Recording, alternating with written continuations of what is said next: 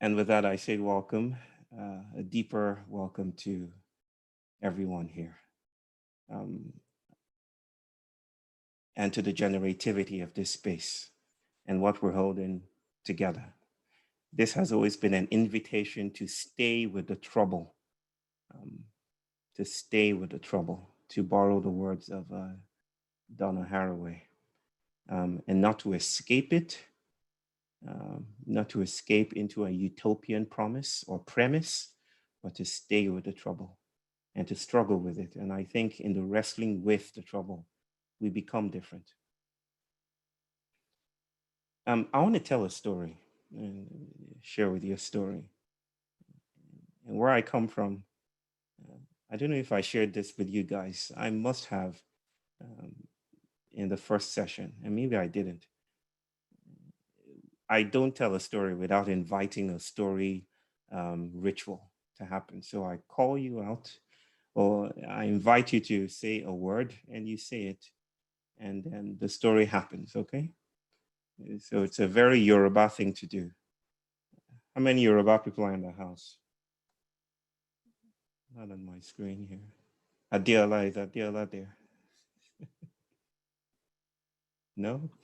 Live and direct. Hey! you want to help me out with this one too, Adiola?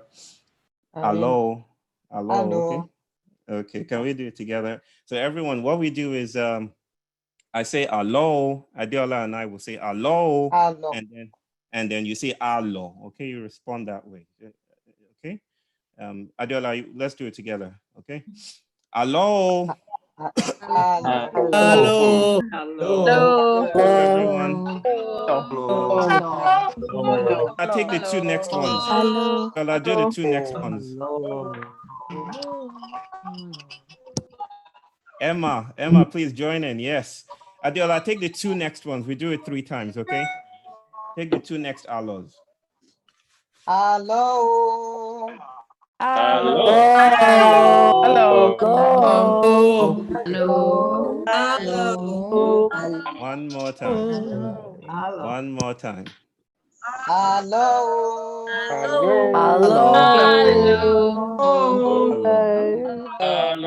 Hello. Thank you. Thank you. Thank you. Live and direct. I liked it when I heard that. Thank you, Adiola. So this story comes from a dear brother of mine in California. Happens to be my publisher, Tim McKee, and he gave me permission to share the story.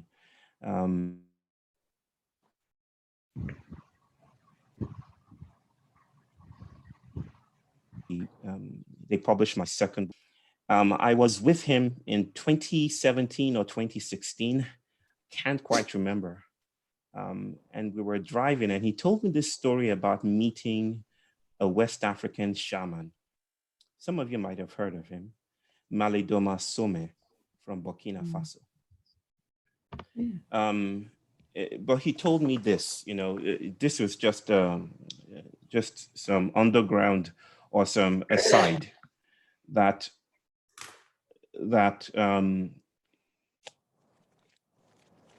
Malidoma Some lives in North Carolina, I think. And where he lives was once connected. The mountainous place where he lives was once connected with West Africa in an old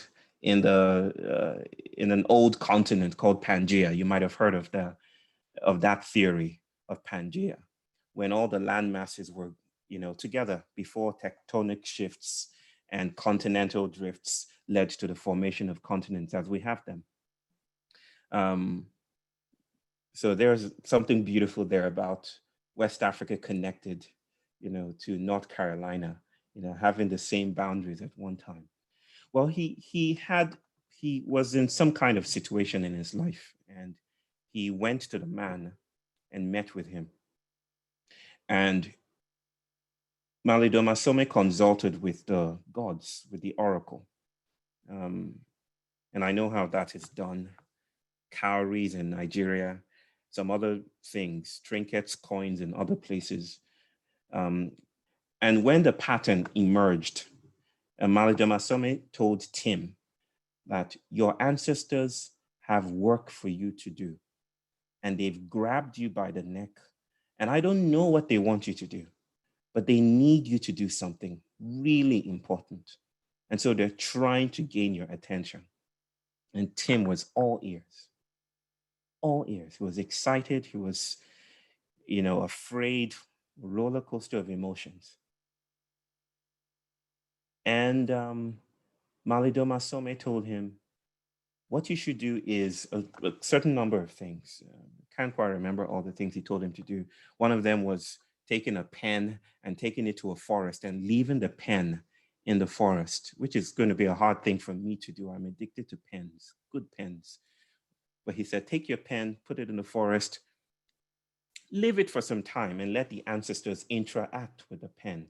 And after some time, use that pen for important documents, and some other things like packaging food. But the most important ritual was that Tim, for a month, was to pour alcohol into a body of water near him. Vodka was what he settled on, some pure alcohol substance. Just pour it in a body of water every morning. And Tim took this to task. He took this seriously. Every morning he would take vodka and pour it into a river next to him. And for that month, he would drink absolutely nothing. He would drink no alcohol of any sort. It was kind of an alcohol fast. And he would take it every morning and pour it there.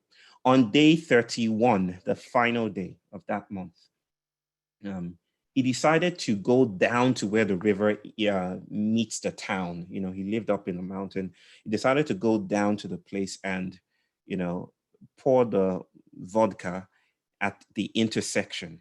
This was his final ritual, and it was so important to him. And so he poured it there, and then he went for his first drink, to celebrate that he had gone through this ritual.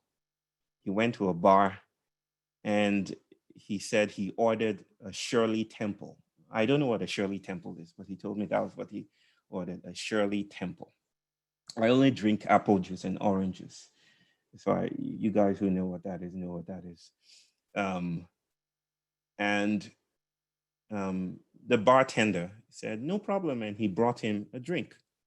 And Tim took the drink and spat it out immediately. It happened to be vodka, not a Shirley Temple. Vodka.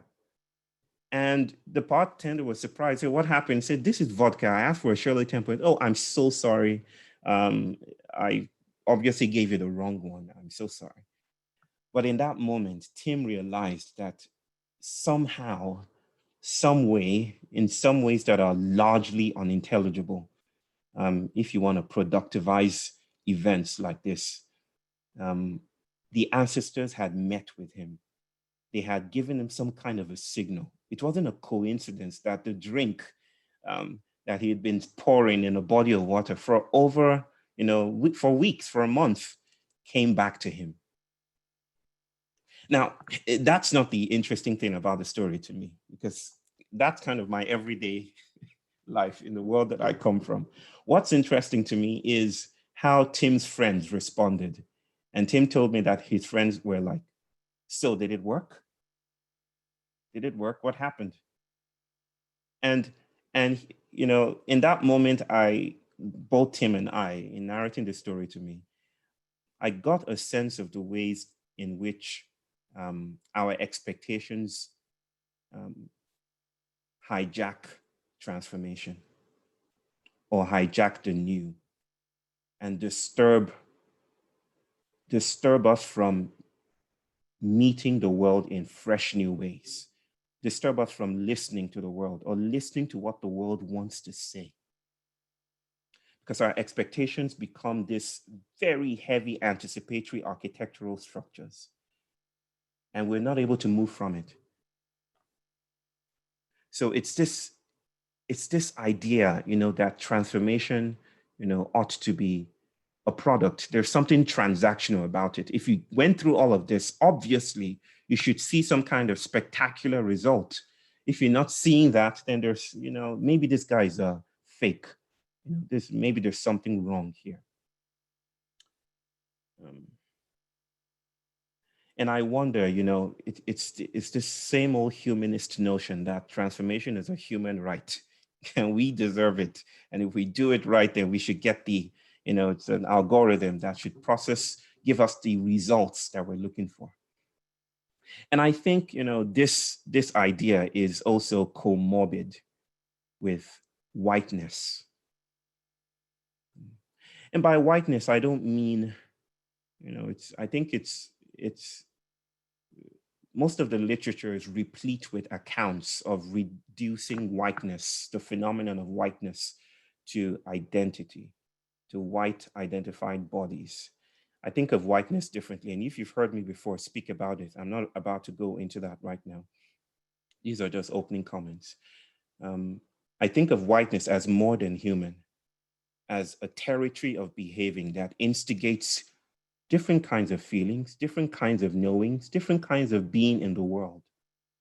It invites certain ways of being in the world, and it's not reducible to the human. It's more than the human. It's entangling, it's diffracted, it's spread out. I feel whiteness in using the words of James Hillman, who was the founder of archetypal psychology, that whiteness seems to be this archetypal longing for purity and innocence, for escape, like Dr. De Hysens was saying a while ago, wanting to flee everything, but also wanting to, it creates this beautiful and yet tragically troubling expectation that if you're looking for transformation, the container for that space ought to be pure. We're looking for arrival. And so it proliferates longing for utopian arrivals. And it scandalizes the middle. It scandalizes when things go wrong. I like to say that we have not arrived here neutral. None of us. We haven't arrived here neutral. And this place is not a neutral space. This place is already replete with power dimensions, with troubling intersections, with occlusions, exclusions, silences. In fact, just me holding space as host, and teaching is troubling and creates its own shadows, so that there's nowhere that is not already replete with shadows, having its own problems and tensions as well. And I want to situate that very firmly. And while in the stream, swimming in that stream, I want to say there's a lot of pain here. There's anger here, especially with people who look like me, people who come from my part of the world and people who come from diasporic communities. There's a lot of pain here. And it's something that we will struggle with. Questions that have been raised beautifully by my sisters, broken questions, almost unanswerable. I meet it all the time, especially when I engage with international communities, especially with the United States, which seems to have racial tensions dialed up to 1 a.m., not even 11 right now. It's the question, who gets to speak first? Who gets to speak first? What language do we use? And I already noticed those tensions here too. They are here, they're not missing.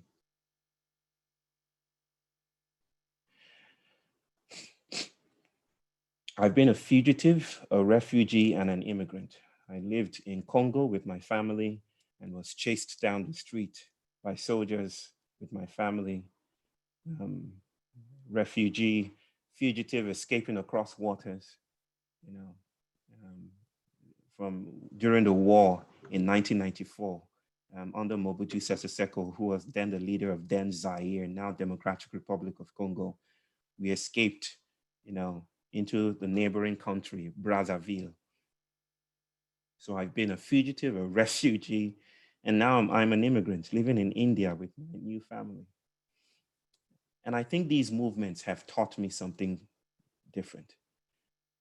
That sometimes, and I think this speaks to some of the questions we're asking, and I think Dr. De Hysens mentioned this too, as sometimes the solutions that we create to respond to our problems and pain and anger often become exoskeletons, reinforcing the pain we're trying to escape.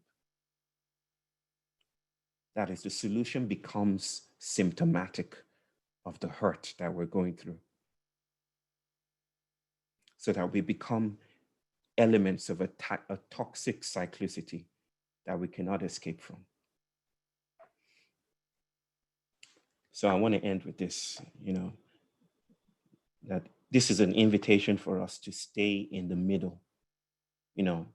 What's scandalous isn't the fact that there are occlusions in discourse, exclusions, experiments that we will struggle with, wrestling moments, even within our team. Everyone here is my sister, my brother, and otherwise. But I would say the closest person to me, who I've been working with for many years, who in many senses is a lot wiser than I am, is Aaron, who is now Dr. DeHysens. And we fight all the time. We struggle. Like, Bayo, I don't like what you're doing. There is no guru here, right? We're struggling. We're trying to find the right language. We're trying to sit with the trouble together. So I want to invite you to notice that what's scandalous isn't that all these things are here. What's scandalous is the expectation that they shouldn't be here. And I want to recall, the issue, the Yoruba deity, why we're stuck is because we're stuck within an epistemology, a philosophy of being. And we do not know how to be connoisseurs of a philosophy of becoming. We do not know how to taste becoming and how differences occur. So we're stagnated, incarcerated, that if it's here, it's not becoming something else. But like I like to remind people about issue, that to the slave holders during the transatlantic slave trade, to the slave holders, the ship was a vessel, an economic vessel, a means to an end. To those enslaved, it was horror. It was suffering raised to the power of infinity. But to tricksters, issue, it was the migrancy of gods. It was the emergence of candle blisters. It was the undoing of colonial power. It was a mother's womb sailing the ocean and birthing diasporic communities. It was the birth of hip hop. It was the birth of my brother, William Owolabi. It was the undoing of worlds. That's what I want us to notice here. This course is a wildflower, you see. It's an alien thing. And we're traveling troubadours, if you will. We're going through here for a very brief moment in time. I want you to treat this wildflower as you would treat an alien thing. Not to try to understand it and with some kind of cognitive extractivism, gather data for it or from it and put it in the family way. I want you to sit with this alien being and become with it. Maybe we might find ways of speaking with our pain. Maybe our pain will be alchemized and will teach us new ways to go. Maybe we might be released from this global warming of disaffection, that traps us, in a bubble of despair. And we might become something different. Okay. Thank you. Okay, let's take a little.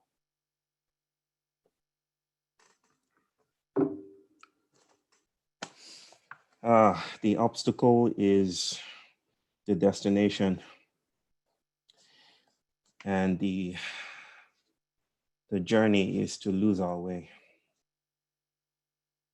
The obstacle is the destination. There's a lot of things that feel wrong in the world. Some of those you've mentioned. And I was just thinking about that a while ago.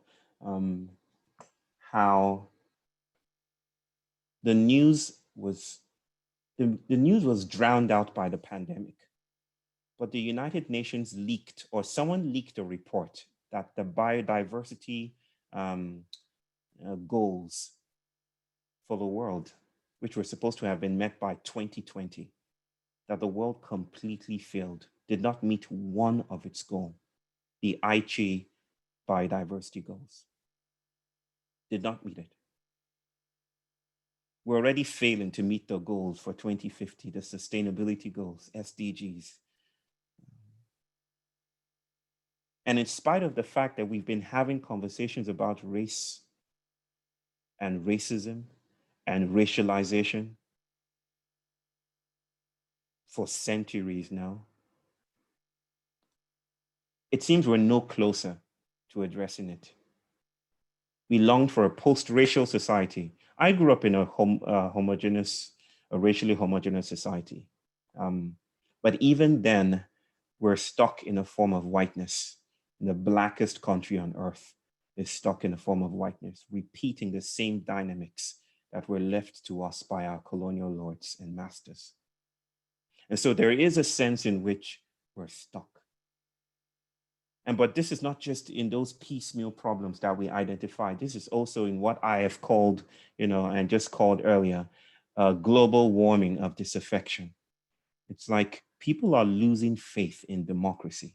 People are losing faith in the nation state. People are longing for something different. It explains the protests and why people are hitting the streets, the proliferation of activism platforms. We're looking for a way to address these issues. And not just that, we're not just looking for answers, we're looking for questions, new questions. So the question is, why does it seem so difficult to make differences occur? Why is the same so sticky? Why does it keep coming back again and again? So I have a theory. And because we live in a processual, entangled universe, my theory and my entry point into discussing this today is the zombie. And I don't know if you guys like horror movies. Anyone here likes horror movies? Just wave your hands in the air. No, Trina is like, no. Nobody? No one is a fan of John Marrow? No? Barry? No. Okay. I don't care for the blood and gore, but a good horror flick is, especially well done, is a very insightful thesis into human nature for me. So I like horror movies. But I want to speak specifically about zombies in particular. Many people may not realize it, especially if you're just stuck on the entertainment value of killing zombies. But that zombie, the phenomenon of the zombie, came from Haiti. And there's some history around that. Now, Haiti is the second oldest independent nation state in the Western Hemisphere. The French colonized it in the 17th century, 1697, I think. And West Africans were transported from their home continent to Haiti to farm the plantations, to work there. Because the demand for West Africans was so high, they overwhelmed the French. And so revolt was inevitable. And so they took over Haiti, conducted a voodoo, ceremony. Voodoo is the creolized version, where the West African rituals met with the Catholic rituals and systems and spliced together, became this syncretized religion called voodoo, derived from Vodun in West Africa. And so they chased away the French, and they had a place to spread their belief systems and their practices.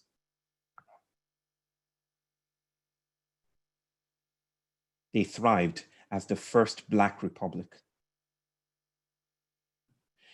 In 1915, the United States occupied Haiti.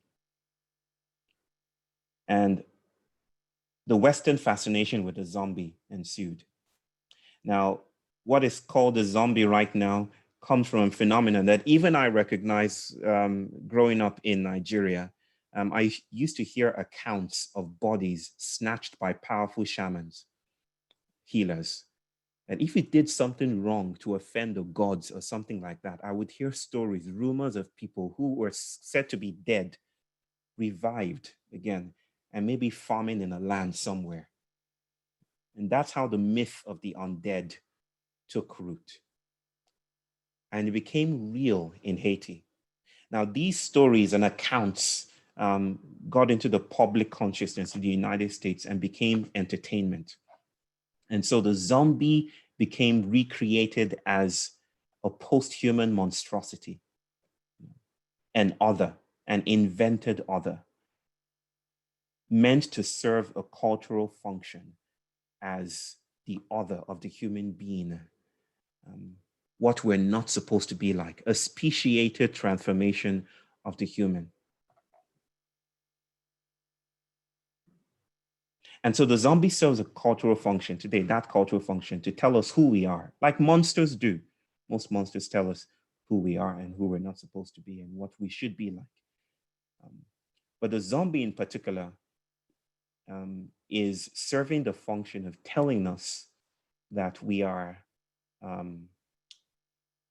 ensouled, we are separate from the environment, we're separate from chairs, we're separate from ecosystems, which is the reason why zombies in most movies try to go for the brain, because they're containers of our anxieties, right? Most zombies want to eat your brain, you know, and that's the idea. We kind of projected our hidden cultural anxieties about losing our independence and put it on these new beings, these figures, these post-human figures. And that tells me that in a sense, we are in a war. The zombie apocalypse is not yet to come. And just to remind you guys, the zombie apocalypse, that phenomenon is incredibly popular. So much so that the Americans see the United States CDC, I think that's the Center for Disease Control or something, actually published a page once called How to Prepare for the Zombie Apocalypse. And it was the most fascinating, the most popular site on their page, the more popular page on their site. So the question is, why is this so sticky? And my response is, I think we're really at war with zombies. We're fighting for territory, and this territory is the human. And this spills into everything else I want to say about humanism. And what I want to speak about tonight is not just why we're stuck, is to weave and constellate together what I feel sanctuary is inviting us to, and what I mean by sanctuary in an ongoing sense. I'll never get to everything tonight. And to bring in post-humanism, what I call post-activism, and to speak about identity a bit. It should continue in the third session. So the zombie is not just a prosthetic. The zombie is how we see ourselves as not being. So the stickiness of the human is at work here. The stickiness of ourselves, the stickiness of seeing ourselves habitually at the center of the room. You know, we're the ones with agential power. We're the ones who can determine how the world begins or how the world ends. You know, we're the ones that feel pain when we feel that the environment is going through some kind of degradation. And I like what one person said in a book, I can't quite remember his name, that the idea that we are the center of ruin or that we can save the planet are two expressions of the same hubris. That hubris is the stickiness of the human. And that's what creates the zombie. Okay.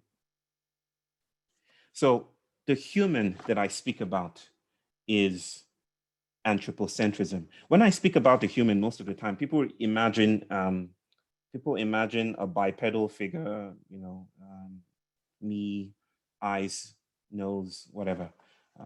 But that's not the human I'm speaking about. I'm speaking about the territory of the human. I'm trying to invite us to learn to think in terms of rhizomes and assemblages and networks, not atomic or atomistic entities within networks. I'm trying to help us see diffractively. The human is a territory of acting. The human is what excavates land, is what flattens trees. The human is the one that led to the decimation of indigenous people in the Americas. The human is the transatlantic slave trade. The human is the progress narrative, the idea that we can continue to build skyscrapers. The human is growth economies, infinite growth. That's the human. It's like this Velcro second layer that envelopes the wilds and covets it and colonizes it in its bids to stabilize the individuated cells that we are supposed to be. So the human is a way of incarcerating world building. It's planet building procedures. It's a ritual of finding home, this human. And where did this come from? This came from the dream of the Enlightenment. The dream of the Enlightenment, especially through the dream of some French philosopher called Pierre-Simon Laplace. I'll type his name if I can. Pierre-Simon Laplace was a polymath. He lived around the same time that Haiti was struggling for its independence. Laplace dreamed of a demon, and this demon in this dream would be able to determine everything, knowing where every atom or molecule is in the universe. And that dream is still what we're trying to achieve as a human assemblage today. It's this scientific universalism. It's the certainty of the future. It's the idea that we're stable observers, that we are stable selves. That is Laplace's dream. That is the dream of enlightenment. That is the human narrative. And this in turn gives birth to the politics that we're dealing with today, liberal humanism. All what I've said about the zombie and Laplace's dream distills into the most sticky. Is that the right English? The most sticky or the stickiest? Who cares? The most sticky politics is liberal humanism. Liberal humanism is the story that we're separable selves, that we are rational beings, that we are disconnected from land, we are autonomous, we are self-determining. And liberal humanism is the instigation for colonization. It's the reason why my people were colonized. It's the reason why people across the world are still battling with whiteness. I want to share some of that with you. Liberal humanism, we're free agents, actors, we're autonomous. Time proceeds forward. Modernity is powerful. There are no gods. The gods have escaped. The sacred is just cultural bells and whistles. Epistemology, which is, when I say epistemology, I mean ways of knowing or the study of knowing. Epistemology rules over ontology. That is a way of saying that how we speak about the world is more important than the world itself. Language, our ability to express things, is more important than the world at large. Language reigns supreme. Identity reigns supreme. This is liberal humanism at work. To respond to liberal humanism, here comes the cavalry. And that is the social justice models that we are, many of us, or most of us here, are part of, to save the day. And what does it do? Or what is this social justice model? I'm speaking about the robust bodies of literature and activisms that are situated in, well, situated knowledges. Let me see if I could paint a broader picture here. White universalizing systems came and said, the white male is the avatar for truth. Sigmund Freud, Jung, Albert Einstein, those are the people that are closest to truth. They framed something called the scientific method and called it acultural. This is ahistorical. This is acultural. This has nothing to do with context. Whatever we say is the truth, basically. And then they framed the world within this methodocentric, linearity. Basically, they came to lands like mine and said, whatever you guys have learned over generations, is rubbish. Your mountain is not real. It's just atoms. There's nothing sacred about rivers and and stones and raven and tricksters. Forget all of that. This is the world. This is the real. Thankfully, indigenous plus feminist, you know, activisms revitalized a different notion of knowledge. And basically, they rose up and said, no, no, no, no, no, we're critiquing that, we're calling that out. And we're saying to you that every knowledge is situated, depends on where you stand. It's your standpoint. And so we call that feminist standpoint theories. Basically saying that you have no final say in what the truth is or what the real is. And basically, all our activisms today derive from the activisms of feminists and indigenous people saying no to that white supremacist register of determining what the real is. And yet, we cannot stop there. And this goes into the question, why are we stuck? Because it seems calling out the powers that be is not enough. Critique is not enough. Because what critique does is that it internalizes the properties of oppression. It needs to experience the world that oppression makes possible in order to speak to the things that are missing. And so critique tends to reinforce the same paradigm that it wants to upset. It is a representational system. What it does is it says, this is what you're saying is real. Well, we have a different picture. But in a world that is entangled, fighting against the other risks entangling me with the other that I'm fighting with.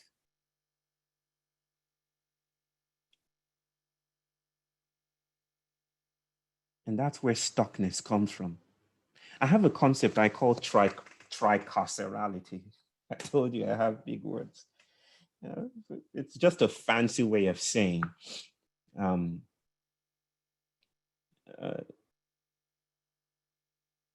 that in the moment we try to lock down the other and to lock down an enemy, we lock down ourselves in the same prison, in the same epistemological prison. So I called it tricarcerality because I'm trying to describe the situation. Carceral from prison, and tri because of the agencies involved. Here is the enemy, let's say white supremacy. And here I am, an activist trying to call out white supremacy. In order to hold white supremacy, I would need ground. So that's the other agent there. It's ground, it's me, and it's my enemy or the oppression. Now, in my fight and in my posing, in holding down white supremacy, I lock my feet in the ground and I hold down the ground from moving. And I hold my oppressor in a Hegelian dynamic, a dynamic that means he cannot move until he recognizes me, but he cannot recognize me if he does not move. So that it's a zero-sum game. I hold him, he holds me. It's what's it called? A Mexican standoff, I think is the trope. And how do you diffuse a Mexican standoff? I don't know. But once those agencies come together, you're stuck. And that is, I feel, the heart of some of our crisis or the critical events that face us today as activists, as conscientious people who want to see difference happen. But we use the same human order to try to address a situation that is more than human. So here's what I'm saying here, that a more than human world requires more than critical approaches.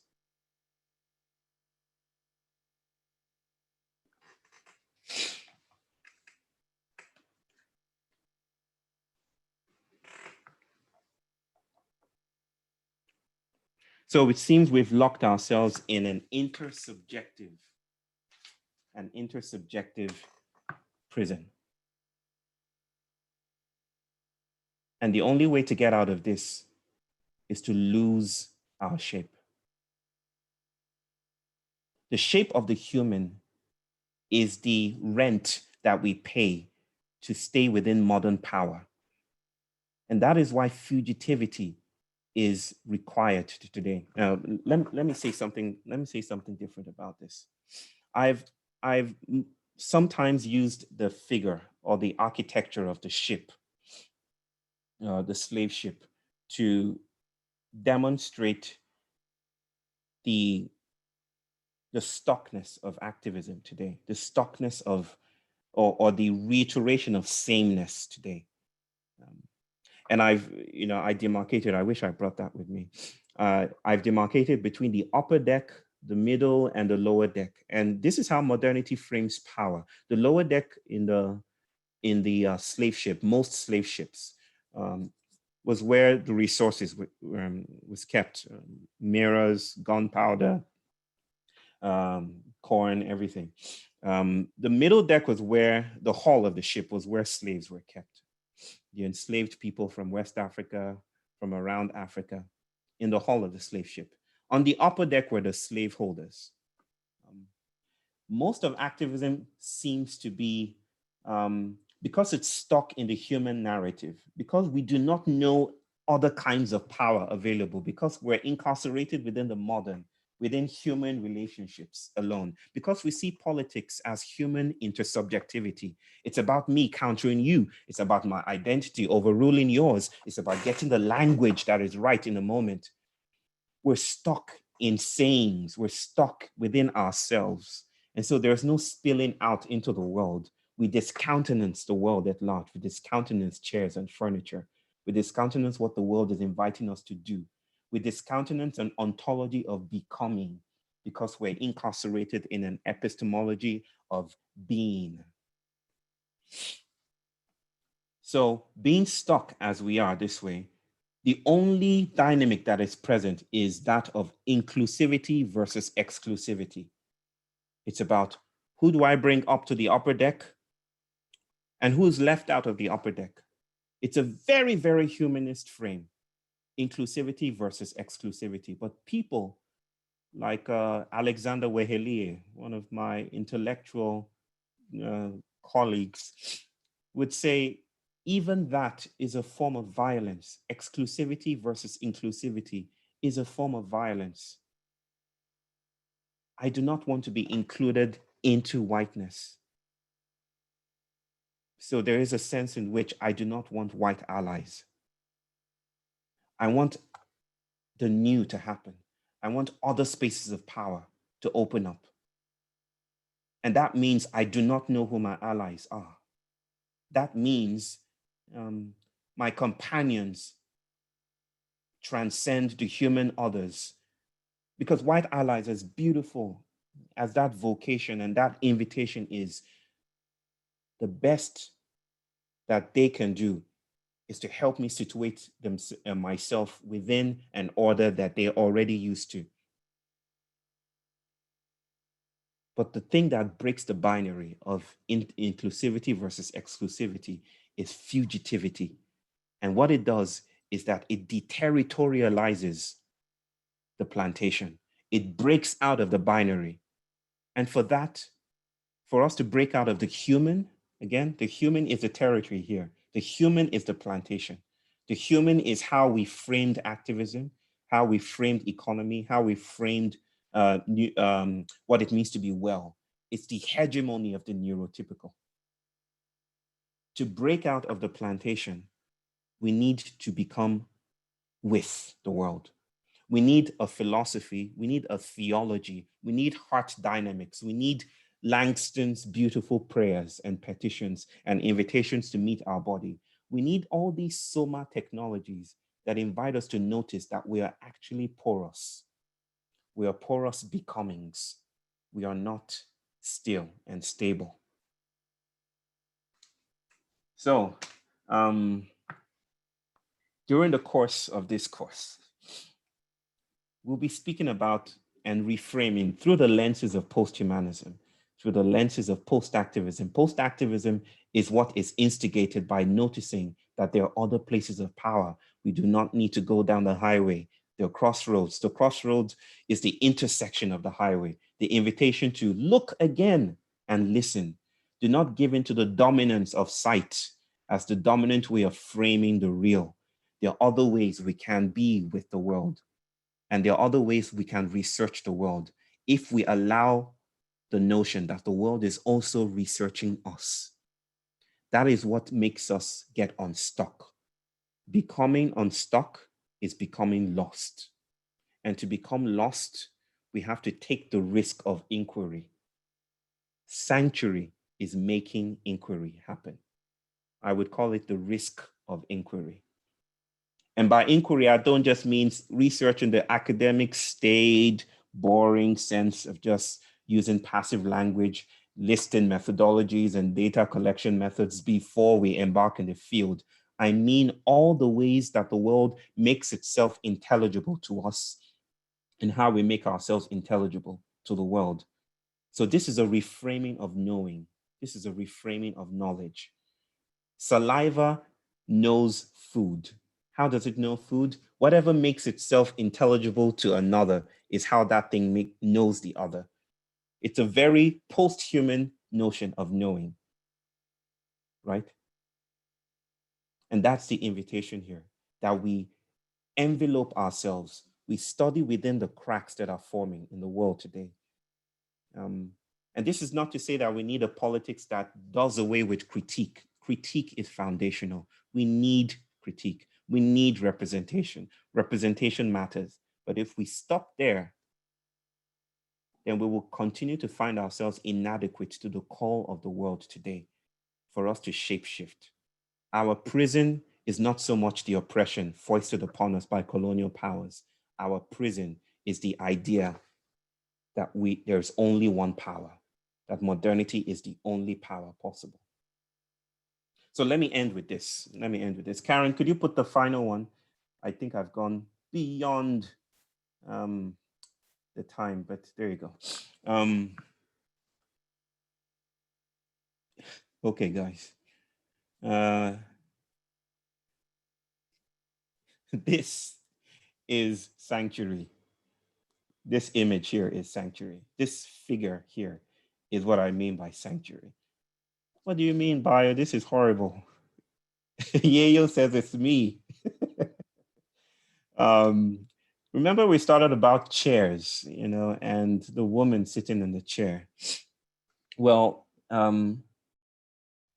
this is a beautiful piece of art that was created by an artist, one of my favorite, called Patricia Piccinini. She's from Australia. And she created this called, this person called Graham. Graham is what happens when we meet cars halfway. What do I mean by that? If we continue to evolve with cars, this is how our bodies speculatively might look like, according to Patricia Piccinini's imagination. This is how we look like if we continue to sit with cars.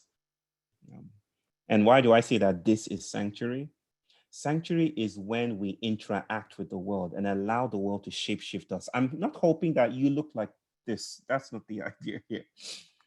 But sanctuary is the invitation to allow ourselves to be molded, to be defeated, to meet the world not just as a recipient or a backgrounded effect, a stage for the noble human enterprise, but as a contributor to even how we are shaped in the world.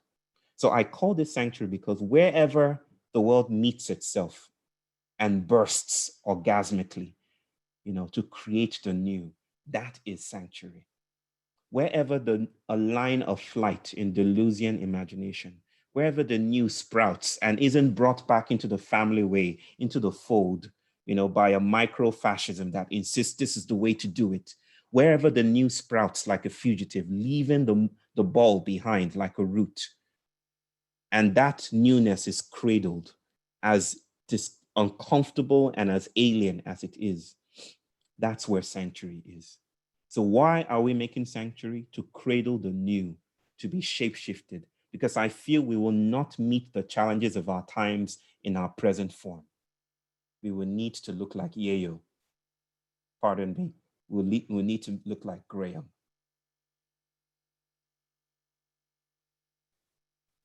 And so let me end with this. Karen, you can take it away. That the call of our time is to make sanctuary, is to shapeshift, and to become fugitive. I'll go deeper into what becoming fugitive might mean in the next course, speaking about identity and whiteness. We'll be having David Abram join us for his first teaching. He created the term more than human, and I'll be excited to share that space with him. And that's why I began with this. The destination is the obstacle. Where we're going is not determined yet, and yet we must continue to walk awkwardly until we look something like Graham, metaphorically speaking. Our work isn't done. All right. Thank you, guys.